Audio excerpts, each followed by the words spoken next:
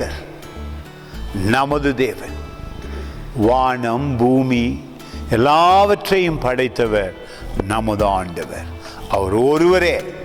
ஆனாலும் பிதா, சுதன், பரிசுத்த ஆவி என்று ஒரே தேவன். அவருடைய கிரியைகள் அதிசயமாயிருக்கிறது. இயேசு கிறிஸ்து கடவுளாயிருக்கிறார். பரிசுத்த ஆவி கடவுளாயிருக்கிறார். நம் தேவன் நம்மை பாருங்கள், அதிசயமான வார்த்தை. இந்த நாளில தேவனை மகிமைப்படுத்துங்கள்.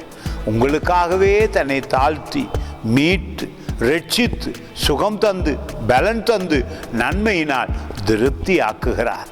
மிகவும் ஆறுதலான ஒரு வார்த்தை.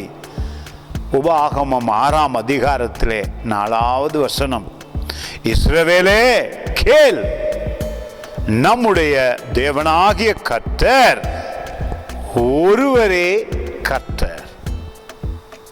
அவர் அற்புதம் செய்திருக்கிறார் கிறிஸ்துவுக்குள்ளாக. எனவே ஆதியாகமம் 1 அவர் ஆரம்பத்திலே இருந்தார், உலகத்தை படைத்தார். நம் தேவன் எல்லோகிம். அந்த அதிசய தேவன் உங்களையும் என்னையும் ஆசீர்வதிக்கிறார். நாம் வேத வார்த்தையை தியானிக்கும் பொழுது வானம் பூமி சகலத்தையும் சிருஷ்டித்த ஒரே தேவன், அவரோடு உறவாடுகிறோம்.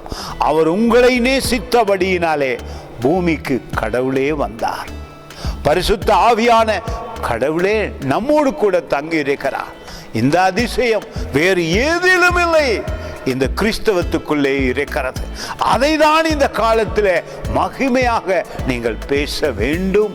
அநேகருக்கு சுவிசேஷம் மூலமாக கடவுளை வெளிப்படுத்துங்கள். God bless you.